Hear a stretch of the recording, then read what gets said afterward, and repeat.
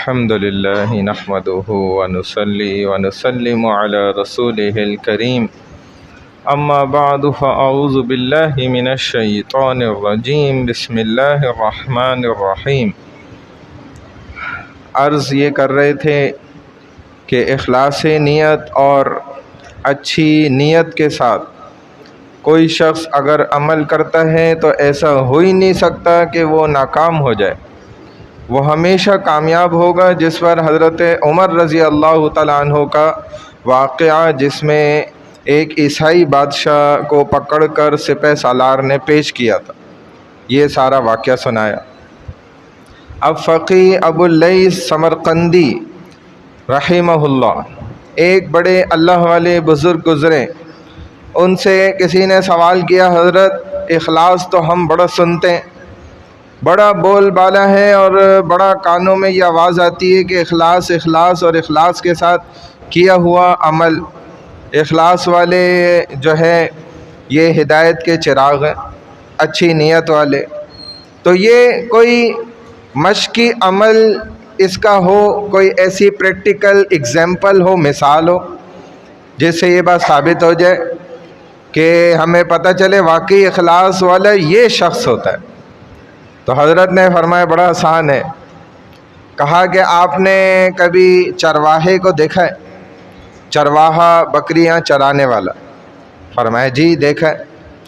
تو آپ نے دیکھا ہے وہ جب بکریاں چرا رہا ہوتا ہے، پھر نماز کا وقت ہو جاتا ہے، عین نماز کے وقت اب وہ کھڑے ہو کر اذان دیتا ہے اور وضو کر کے نماز پڑھنا شروع کر دیتا ہے، نماز پوری ادا کرتا ہے، دعا مانگتا ہے۔ فرمائے کیا اس کو اس بات کی لالچ ہوتی ہے کہ اب بکریاں اس کی اچھائی بیان کریں گی؟ اب جتنا ریوڑ ہے بکریوں کا وہ اس کی تعریفیں کرے گا؟ فرمایا بالکل بھی نہیں ایسا ہوتا، اس کے تو دل میں وہم و گمان میں بھی یہ بات نہیں ہوتی کہیں پر بھی کہ یہ بکریاں اس کی اب تعریف کریں گی کہ بھائی واہ واہ، دیکھیں آپ نے کتنا بڑا کام کیا، کیا آپ نے ماشاءاللہ وضو کیا اتنے جنگل اور بیابان اور صحرا میں، ریگستان میں، اور آپ نے اذان دی ماشاءاللہ اور نماز پڑھی۔ فرمائے جس طریقے سے بالکل اس چرواہے کو بالکل ذرہ برابر کوئی اس بات کا توقع نہیں ہوتی کہ یہ اتنی ساری بکریاں ہیں وہ اس کی کوئی تعریف کریں گی۔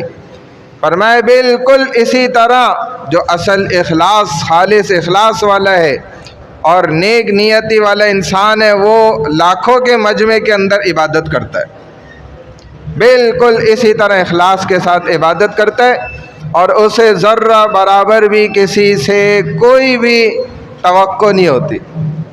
کیونکہ فرمایا یہ بات بڑی عجیب ہے کہ ہمارے اعمال کی اجرت بعض مرتبہ دنیا میں وہ تعریفی الفاظ ہوتے ہیں۔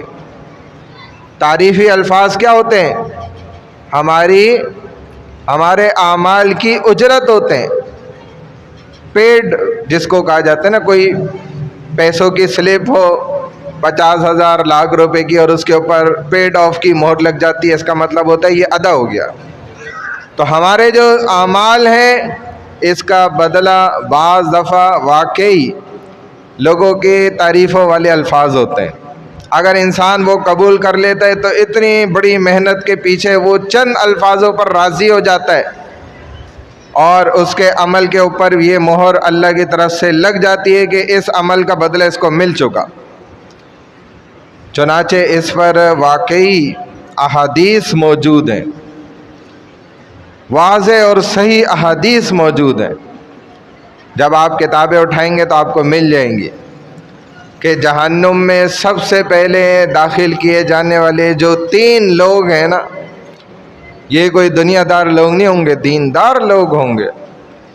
چنانچہ دنیا دار لوگوں کو تو کس قدر ڈرنا چاہیے، ایک عالم، اسی طرح ایک سخی شخص، یہ کوئی معمولی لوگ تو نہیں ہیں، جو اللہ کے لیے ایک مجاہد جہاد کرنے والے، کہ دنیا دار لوگ تو نہیں ہے، تو اللہ کے لیے دین کا بیڑا اٹھانے والے لوگ، تو پھر دنیا دار لوگ تو کس قدر جو ہے اندازہ کر لینا چاہیے کہ ہمیں تو بہت زیادہ فکر کی ضرورت ہے اپنے اعمال سیدھے کرنے. اللہ میں عمل کی توفیق عطا فرمائے. سبحان اللہ و بحمدہ سبحانک اللہم و بحمدک نشہد ان لا الہ الا انت نستغفرک و نتوب الیک نستغفرک و نتوب الیک نستغفرک و نتوب الیک برحمتک یا ارحم الراحمین.